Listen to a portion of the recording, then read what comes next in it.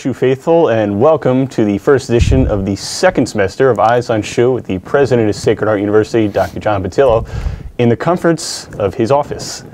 So we are no longer in the Media Studies studio for now. We're going to try out this couch thing.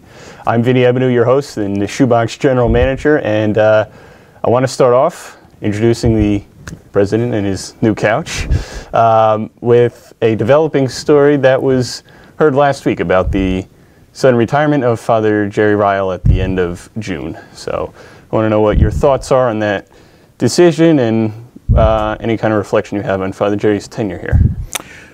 Yeah, I was aware that Father Jerry wanted to retire for a few months now, and he has done great, almost 5 years, but he wants to go back home, which is in California.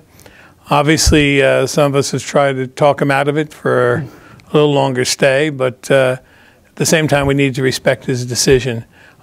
He's done a great job. I think we're going to miss him, and he will be a tough one to replace.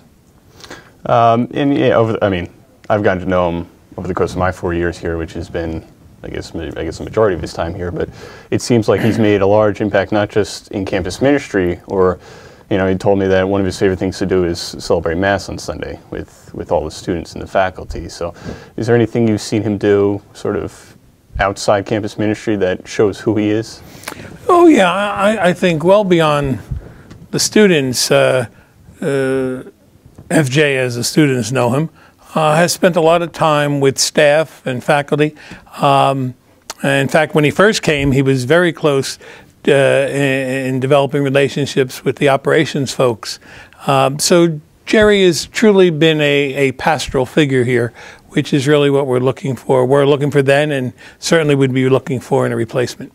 And certainly Father Jerry will be missed from this campus. He made that friendly gentleman over in campus ministry.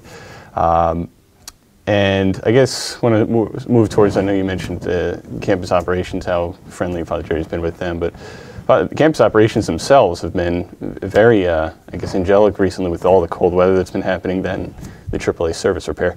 But with all the cold weather that we've been sort of befouled with over the recent weeks, and the quickness that they've had to clean up, and the sort of presence that they show even in the late hours of night trying to get people going with their cars and stuff like that. Do you know, sense that? Yeah, I would hope that our university community would get to appreciate the operations people even more, because there's so much behind the scenes. I mean, these past few weeks were frigidly cold, and these men and women were outside for long hours, continually trying to keep up.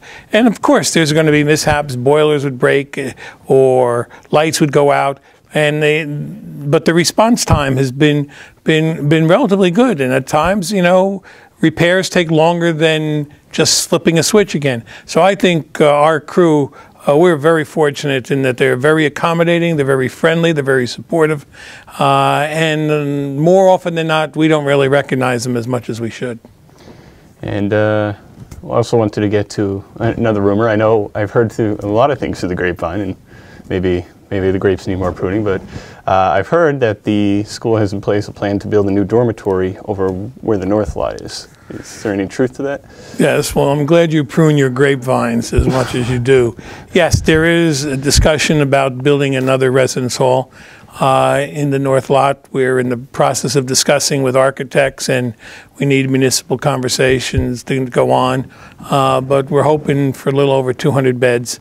It's going to be a tight project. We'd like to see if it could be open for September of 15, but that all depends upon the municipalities giving regulatory approval. Now, was this something new that was added on to the recent project plan that Sacred Heart put in place a couple years back about things that they want to get done? No, we always talked about additional residents, and I think even after this, if we could get land, we would talk about significantly more residential capacity. So this has always been there.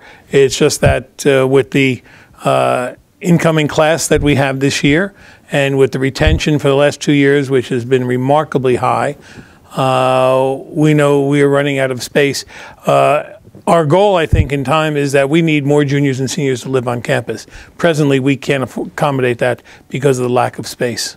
Now, what about the already growing parking space problem with adding this new dorm? Is there new parking that's Well, we also have been having some discussions and conversations about a parking garage, but in aside from that, when the new academic building is open across the way, we'll pick up about 250 spaces there. When we develop the site where we hope to put the health sciences, there's another 225, 250 spaces there. So we'll be picking up a good number of spaces.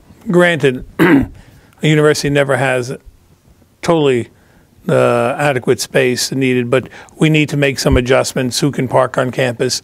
Maybe some have to park off campus, etc. But we will be picking up these others. And in addition, we are looking at a garage, but a garage is very expensive, and there's no revenue to come in per se to cover that service.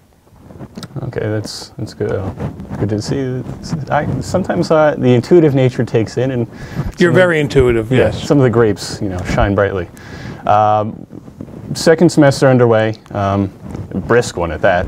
But what are some of the things you're looking forward to in this second semester here, or spring semester rather?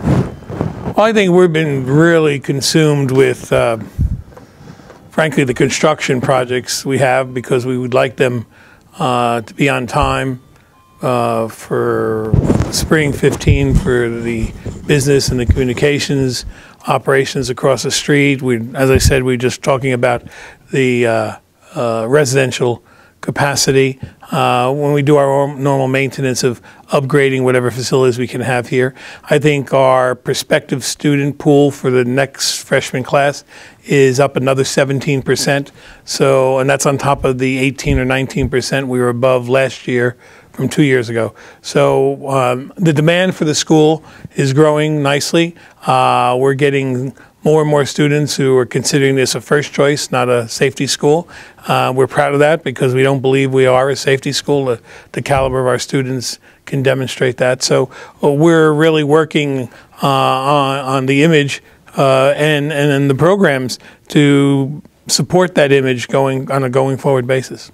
Oh, great. Yeah, it's great. Definitely great to hear that the retention is up and that more students are coming here to for the value, not just of sports, but education as well, which is certainly sure. An outstanding remark.